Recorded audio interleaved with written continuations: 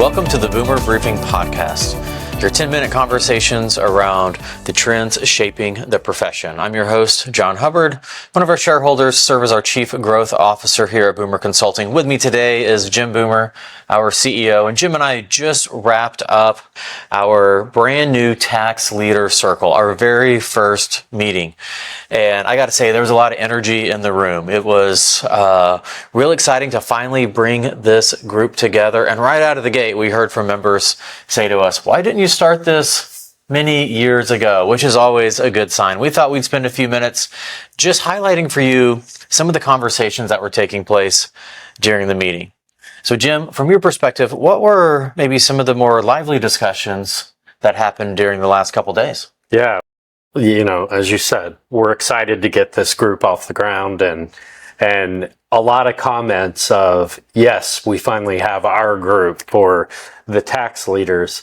And so you're always nervous whether people are going to be, feel comfortable to share, and it wasn't an issue. They were ready to engage, and, even over just a day and a half, built some pretty strong relationships that I look forward to continuing to grow. But what were the topics? I mean, again, broken record, artificial intelligence, everybody's leaning in, trying to figure out what their strategy is, learn from each other, and really move forward in terms of that. But beyond AI, just in general, technology and how do we automate more and more of the workflow. But at the same time, when you automate things and you change how work gets done, that has a whole ripple effect on the business model. So lots of discussions in the realm of talent, discussions around pricing models, the ongoing debate of can we ever get away from a focus on hourly billing and tracking time and those kind of things. But I think the refreshing thing was everybody was coming in with an open mind. And it was really a feeling of curiosity of like, let's explore what's possible, not necessarily just jump right in why we can't do certain things. So, I'd sum all that up into they're ready to transform their tax practice. Yep. And they were ready to dive into all elements of that. Yeah, and really one aspect of that we spent a lot of time on is redesigning the work, right? It wasn't too long ago, there was a lot of conversations around the talent shortage and capacity constraints. And now those conversations have shifted to how do we actually redesign the work? How do we leverage talent in new ways? How do we leverage AI in new ways?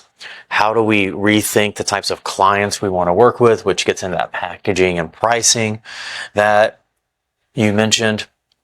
And really, we spent a lot of time this morning talking about the future of tax as well.